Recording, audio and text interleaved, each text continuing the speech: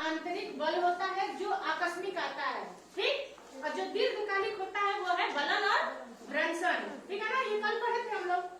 जो आकस्मिक बल, अचानक जो बल लगता है पृथ्वी से, ठीक, उसके द्वारा क्या होता है, ज्वालामुखी और भूकंप होते हैं। ज्वालामुखी किसे कहेंगे? ज्वालामुखी का मतलब ही है जिसके मुख से आग निकल रहा है, ठीक। इसी तरह का ज्वालामुखी होता है और इसके मुख से क्या निकलता है, आग। यानी कि पृथ्वी के अंदर जो मैग्मा है वो बाहर आ जाता है और जब धरातल पे आकर के ठंडा हो जाता है तो क्या बन जाता है, लावा। लावा। और यहाँ बार बार ज्वालामुखी फूटे और बार बार लावा आके जमते जाए तो इस तरह से ये लावा का क्या बन जाएगा, पठार। क्या बनेगा, पठार। लावा का पठार बन जाएगा, ठीक है। अब देखिए ये एक पतली सी नली दिख रही है ना, जैसे कि इस ज्वालामुखी में भी एक बीच वाला हिस्सा दिख रहा है, हाँ? तो बीच वाले हिस्से से क्या होता है, जो ये मैग्मा है, गर्म भाग, जहाँ भी दुर्बलता मंडल रहता है पृथ्वी का, वहाँ से ये तोड़ करके और जैसे कि बाहर निकल जाता है। तो इसके साथ धुआं, कंकड़, पत्थर और जितने भी बहुमूल्य धातु जमीन के अंदर है, लोहा, वो सब क्या होता है, बाहर आ जाता है। कैसे बोलिए? इसे हम क्या कहेंगे, निकास नली। क्या कहेंगे, निकास नली। नली से निकल रहा है ना, अब निकास नली है। और जो ज्वालामुखी हर दिन हर समय कभी न कभी विस्फोट होता रहता है, उसे हम क्या कहते हैं, सक्रिय ज्वालामुखी, है ना। इस तरह के ज्वालामुखी का नाम है एटना और स्ट्रोम्बोली, ठीक, जो हमेशा फूटते रहते हैं।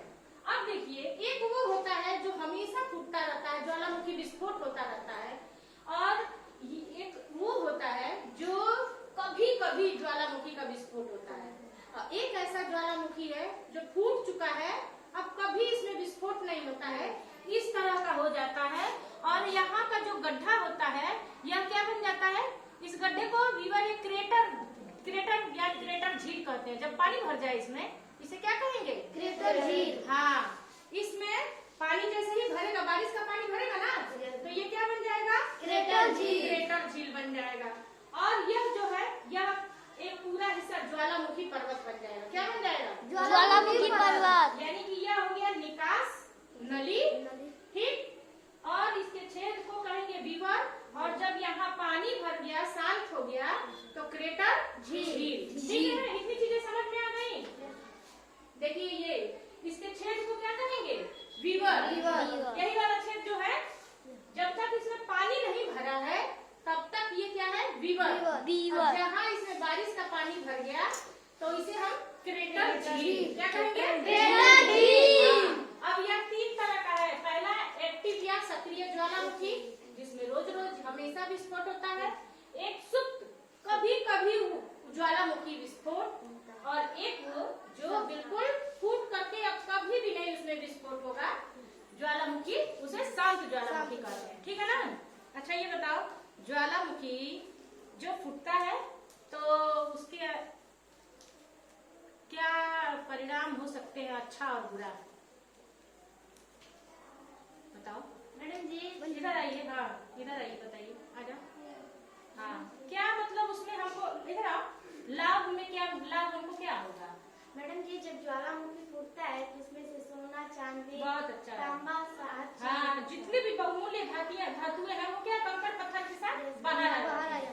ये हमारे लिए एक फायदा है। और गन्ना और कपास की खेती, काली मिट्टी जो काला हो जाता है, उसमें कपास की खेती होती है, गन्ना और कपास, ठीक ना। और कभी कभी ये होता है कि ज्वालामुखी विस्फोट के साथ हमें कई सारे जल स्रोतों का पता चल जाता है, ठीक। अच्छा चलिए बैठिए। और इसका क्या हानि होगा, हानि कोई बताएगा, बताओ कोई हानि? मैडम जी जब ना ज्वालामुखी फटता है तो कई सारी मछलियां मर जाती हैं, समुद्र के जितने जीव जंतु भी मर जाते हैं, जीव जंतु आ जाते और मैडम जी घर मकान भी पलट जाता है। पलट नहीं, भूकंप थोड़े थोड़े आ जाते हैं, पलट नहीं जाता है। सारे अगल बगल के नष्ट हो जाते हैं, जल के खत्म हो जाते हैं, पशु पक्षी मर जाते हैं, जमीन वहाँ की अधिकतर बंजर हो जाती है। अब मान लीजिए ये हम एक एक्सपेरिमेंट करते हैं। क्या होता है कि हम लोगों की जो धरती का गर्म भाग है, जो क्रोड है, वो अभी भी गर्म है ना। जहाँ भी पतली परत होती है, सबसे कम परत समुद्री जगहों पे होती है और सबसे ज्यादा पर्वतों पे होती है। तो जहाँ पतली होती है, वो बताया था ना, जैसे रोटी का फट जाता है, वैसे ही वो क्या करता है, फट के बाहर निकल जाता है। अब मान लीजिए जब ये जैसे ये देखिए, इसी तरह से क्या हो रहा है, ज्वालामुखी का इसमें विस्फोट जब होता है तो ये गर्म भाग क्या हो रहा है, इसमें भी थोड़ा थोड़ा धुआं जैसे दिख रहा है ना।